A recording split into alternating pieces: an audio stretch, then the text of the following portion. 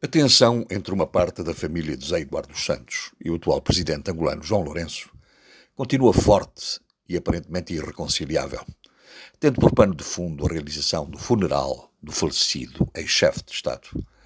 A confrontação pública entre os filhos mais velhos, por um lado, e a restante família e o Estado, por outro, deve-se à sugerida instrumentalização política do funeral pelo MPLA e o seu recandidato presidencial João Lourenço, quando as eleições se aproximam e a luta partidária se intensifica.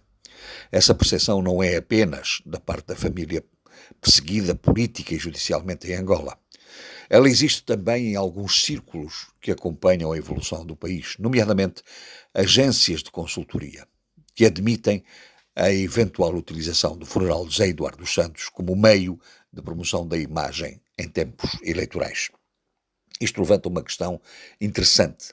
Afinal, o que vale, em termos políticos, a imagem do antigo chefe de Estado, fustigada por uns como promotor do regime autoritário e cleptocrático e reconhecido por outros como fator de consolidação da paz, da institucionalização do Estado e de alguns ciclos de crescimento económico? Apesar da tensão que tem sido evidente e de alguma irredutibilidade nas posições dos filhos mais velhos, quanto à realização do funeral em Angola, há alguns sinais que indiciam uma tímida criação de condições para acomodar a pretensão das partes. Como?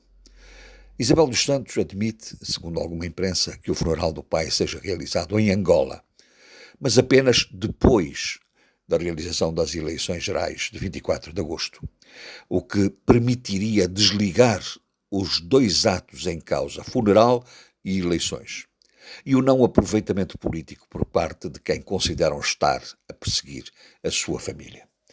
A homenagem pública, convém lembrar, vai realizar-se a partir de hoje em todo o país, com uma organização montada para o efeito pelo Governo e por uma comissão alargada de titulares políticos. Isto é, para criar um efeito político não é necessária a presença do corpo de José Eduardo dos Santos. Basta a criação do ambiente emocional e simbólico para que, embora menor, esse efeito se produza.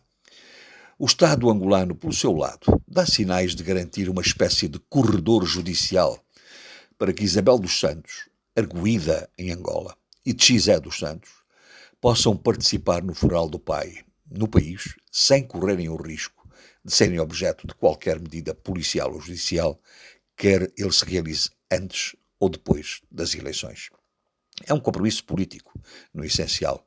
Mas se pensar que o sistema judicial angolano, só com uma tolerância excepcional, se pode ter como independente do poder político e agindo no quadro da separação de poderes, facilmente se conclui que um compromisso desses, e tornado público, dificilmente seria violado. A palavra do Ministro de Estado e chefe da Casa de Segurança do Presidente da República, Francisco Furtado, vale mais do que a do Procurador-Geral da República, Hélder Pitagros. E está tudo dito.